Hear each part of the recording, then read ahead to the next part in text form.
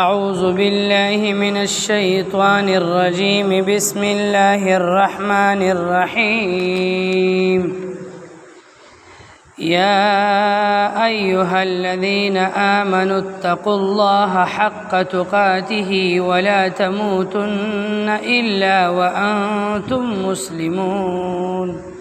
صدق الله العظيم سورة آل عمران سپارہ نمبر سلورما د سپاری رکو نمبر 2 او د سورت رکو نمبر 11 آیت نمبر 102-103 دا آیتونه د غشاته رکو د آیتونو سره پیوست دي د غشاته آیتونو کې چې د اوس او د خزرج کوم واقعه ذکر شو د دې تعلق دغه آیتونو سره دي نبی علیه الصلاۃ والسلام دغه صحابه او دغه مسلمانانو ته وعظ او نصیحت کو چې دا تاسو د شیطان په جالونو کې ولې راګیر شوي او ولې د جهالت اغزړه دشمنی واپس تازه کول غواړي د دین قلار شي او د شیطان په جالونو کې او د يهود او د نصاراو په چالونو کې مراګیریږي یو بل سره رونه شي په دې آیات کې الله جل شانه دغه مسلمانانو ته خاص او د دنیا تمام مسلمانانو ته عام خطاب کوي یا ایها الذين آمنوا اے د ایمان خاوندانو اتقوا الله تاسو ویریږئ د الله تعالی نه حق تقاته لکه څنګه چې د الله تعالی نه د یریدو حق دی اتقوا الله د الله نه ویریږئ تقوا اختیار کې تقوا ستوي او د الله تعالی نه یریدل ستوي علماء د تقوا سلور مرتبه او سلور درجه ذکر کړی دي د تقوا د ټولو نه ادنا او کمترینا مرتبه او درجه ده چې یو بنده د کفر او د شرک نزان منکی او بچ کی او کلمه وای او مسلمان شي دا د تقوا د ټول نه ادنا او وړو کې مرتبه او درجه ده په دې اعتبار سره هر مسلمان متقی دی د دې معنی په اعتبار سره هر مسلمان تقوادار او پرهیزګار دی ځکه چې د کلمه ویلې ده او د کفر او د شرک نه ځان بچ کړی دی د تقوا دویمه درجه او دویمه مرتبه ده چې یو بنده کلمه اوی مسلمان هم شي او دې سره سره د کبیره گناهونو نه هم ځان اوساتي اگر چې واړه گناهونه ته سرزد کیږي او واړه گناهونه کوي خود لوی گناهونو نه ځان ساتي دا د تقوا دویمه درجه ده او د تقوا دریمه درجه او دریمه مرتبه ده چې انسان کلمه اوی مسلمان شي او د کبیره گناهونو نه هم ځان ساتي او د صغیره یعنی د وړو گناهونو نه د بچ کېدو هم پورا کوشش کوي او پدې تکل کی وي چې د وړو کې گناهونو نه ځان وساتي دا د تقوا دریمه درجه ده او دا دریمه درجه د اولیاء الله ده چې کوم د الله ولیان وي دوی ته د تقوا د دریمه درجه حاصل وي او د تقوا سلورمه درجه او سلورمه مرتبه ده چې یو څوک مسلمانم وي د لوی ګناهونو نه ځان ساتي د وړو ګناهونو نه ځان ساتي او د خلاف اولا کارونو نه ځان ساتي یعنی یو کار ګناه نه وي خو خلاف اولا وي مناسب نه وي د نامناسب کارونو نه ځان ساتي او دا مرتبه او درجه خاص د پیغمبرانو سره پیغمبران معصوم عن الخطا وي د کفر او شرک نه محفوظ وي د کبیره گناهونو نه الله ساتي د صغیره نه ساتي او د خلاف اولا کارونو نه پیغمبر محفوظ وي معصوم وي او که شرط د پیغمبر نه یو خلاف اولا کار وشي یو نامناسب کار تیوشي نو د الله تعالی د طرف نه فورا تنبیه راځي زما محبوب پیغمبر داسې کې ستا شان سره دا کار نه خایدا مکه ود دین ځان لکه د نوح علیه السلام زوی کنعان بیا بسوار لسمه سپاره کی تفصیل سره راشي په طوفان نوح کې غرق شو او نوح علیه السلام سره الله وعده کړې وه چې زه به ستا اولاد او ستا بچي ستا اهل و عیال دا به زه د عذاب نه بچ کوم. نو د نوح علیه السلام زوی کنعان هم په سیلاب کې او په طوفان نوح کې غرق شو. نو نوح علیه السلام د الله نه سوال کوي یا الله ان ابني من اهلي، یا الله دا زوی خو زما د اهل او زما د قبیلې او زما بچي او د کور سړی مې، یا الله تا خو ما سره وعده کړې وه چې ستا بال بچ په د عذاب نه بچ کومه، نو زما دا بچي بیا ولې تا په عذاب کې هلاکو. نو نوح علیه السلام د دې خبرې نه خبر او چې زما دا کنعان زوی په زړه کې کفر ساتي او په ظاهر ځان مسلمان ښکاره کو، منافق و. نو هغوی ته خو د دې خبرې علم نو، خدا سوال کول یې مناسب نو چې الله تعالی په سیلاب کې غرق کو، نو خو الله ته د حقیقت علم وکنه. اگر چې نوح علیه السلام ته پته نه وه د هغه د کفر او د منافقت، خو بیا پیغمبر له دا سوال کول مناسب نو، دا د هغوی د شان لایق نو. نو الله تعالی د طرف نه فورا تنبیه راغله، اے نوحه ولې د هغه خبرې تپوس کې او سوال کې چې د کومې درته علم نشته، د هغه خبرې تپوس مه کوه چې تا ته علم نشته. او ستا دا زوی ستا د اهل نه نو، ستا اهل او ستا په قبیله کې او ستا په اهل کې به هغه خلک شمارل کېږي چې څوک ستا تابعدار وي، دی ستا تابعداره نو، په ته ایمان نو راوړې. نو ګوره پیغمبر نه خلاف اولا کارو شو، د الله د طرف نه فورا پکړ او تنبیه راځي زما محبوب پیغمبر دا مه کوه، دا کار تا سره نه ښایي. نو د تقوا دا دریمه مرتبه، دا څلورمه درجه او څلورمه مرتبه دا د پیغمبرانو سره خاص. مسلمان به کوشش کوي چې د تقوا دا درې درجې حاصل کړي، د کفر او د شرک نه ځان وساتي، د کبیره ګناهونو نه ځان وساتي، د صغیره ګناهونو نه ځان وساتي، او کوشش به دا کوي چې د صغایر د وړو ګناهونو نه ځان ساتي. مولانا زکریا رحمت الله علیه فرمایي چې تقوا دا ده چې کوم ځای کې الله تعالی تا ته د حاضرېدو حکم کړی دی چې هلته غیر حاضر نشي، او چې کوم ځای کې الله تعالی ته د حاضرېدو نه منع کړي نو چې هلته حاضر نشي. چې الله درته وایي چې مونځ ته حاضر شه نو چې غیر حاضر نشي، ګورې بې لمانځه نشي. الله درته وایي قرآن زده که او تلاوت کوه نو چې غیر حاضر نشي، ګورې. او الله تعالی درته وایي غلا لا، زنا لا، قتل لا، غیبت لا، چغلی لا نږدې مه ورځه. نو خیال کوه چې داسې مجلسونو کې حاضر نشي، د دې نه ځان ساته، دا تقوا ده. او حضرت علی رضی الله تعالی عنہ ارشاد فرمای تقوا دا ده چې الله تعالی د کوم کارونو حکم کړی دی اوامر هغه په ځان کې راولي او د نواهیو نه ځان وساتي. حضرت عمر رضی الله تعالی عنہ په یو موقع باندې د حضرت ابی ابن کعب رضی الله تعالی عنہ تپوس کو وی تقوا څه ته وایي؟ نو ابی ابن کعب رضی الله تعالی عنہ ته وی امیر المؤمنین چرته د ازغو په ډکه لار باندې تلی ویا او تلیم وی چې د ازغو په ډکه لار باندې ځي نو ستا د تلو کیفیت څه وي، څنګه ځي؟ حضرت عمر ورته وی زه په ځان پسې جامې او څادر راغونډ کړم او داسې په احتیاط قدم ایږدم چې جامې مې په ازغو کې وننغلي او ونشلیږي. نو حضرت ابی ابن کعب ورته وی امیر المؤمنین بس همدقه تقوا ده. دا دنیا چار چاپیره د ګناهونو او د شیطانی ازغو نه ډکه ده. هر چار چاپیره چې نظر اچي چې غوږ ږدي چې قدم اخلي نو چرته به د غیبت مخې راځي، چرته به د بدنظري مخې راځي، چرته به د ډمتوب مخې راځي، چرته به د چغلي مخې راځي، چرته به د سودخوري، رشوتخوري، حرام، هر طرف ته د شیطان ازغي او جالونه چار چاپیره تا ته موجود. نو ته به په احتیاط قدم ږدي، ځان پسې به دا جامې د نیک عملې راغونډې کړي چې د بد عملو په ازغو کې دي ایمان اوننغلي، عملونه دي ضایع او برباد نشي. بس دقه تقوا ده. نو مسلمان ته الله حکم کړی دی یا ایها الذین آمنوا، اے د ایمان خاوندانو، اتقوا الله، د الله نه ویریږئ، تقوا اختیار کې حق تقاته،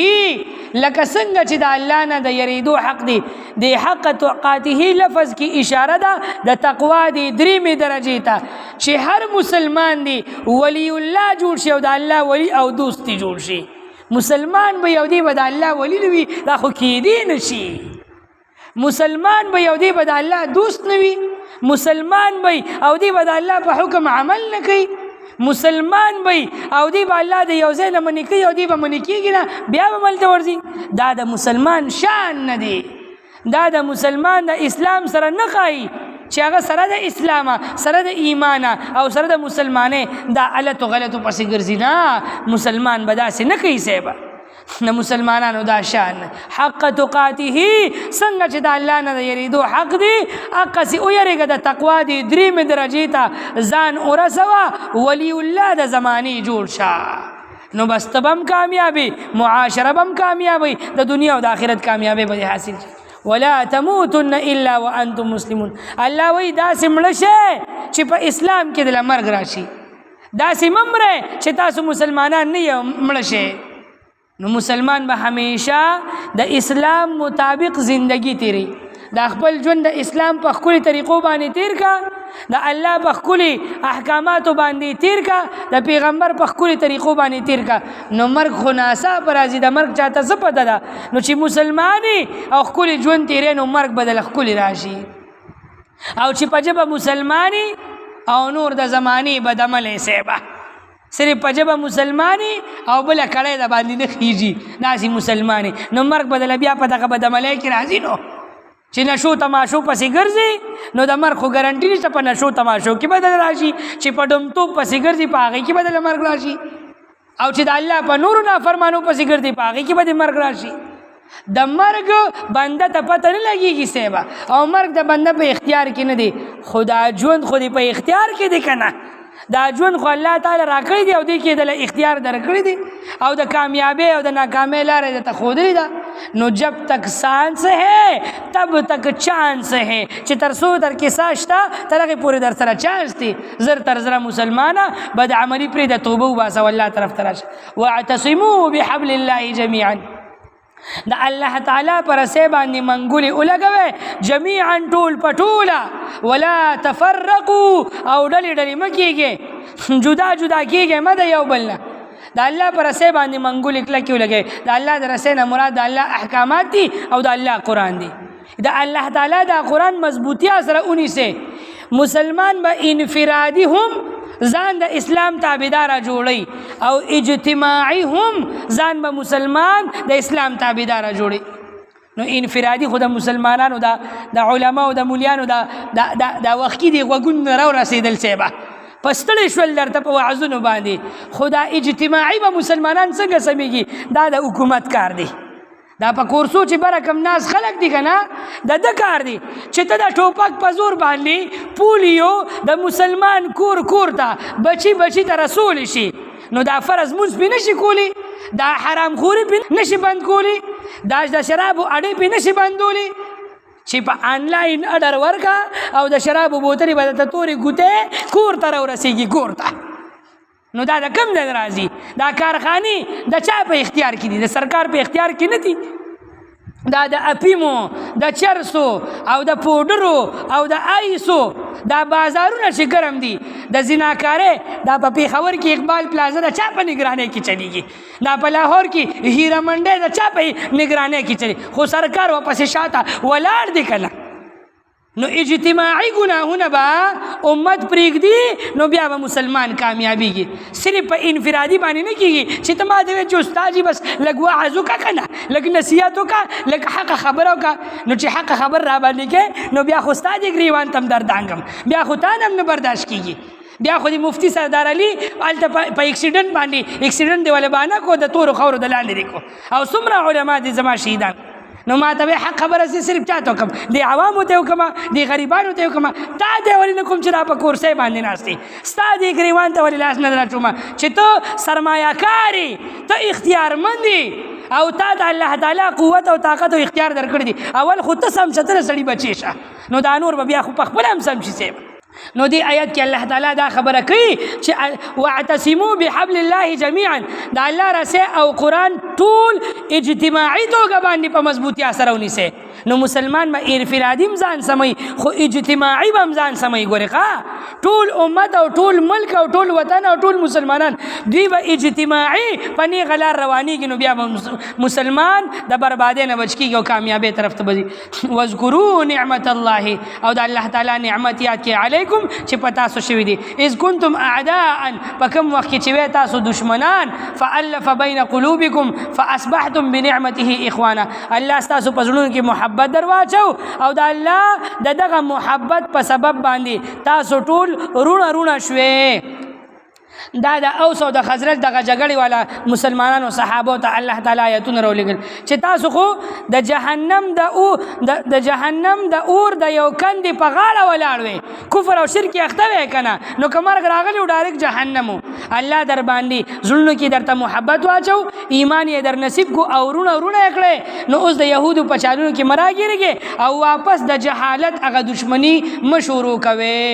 کذالک یبین الله لکم آیاته دغه رنګ الله تعالی تاسو ته خپل آیاتونه بیانوي د دې لپاره چې تاسو په هدایت باندې راشئ او په نیغه لار روان شئ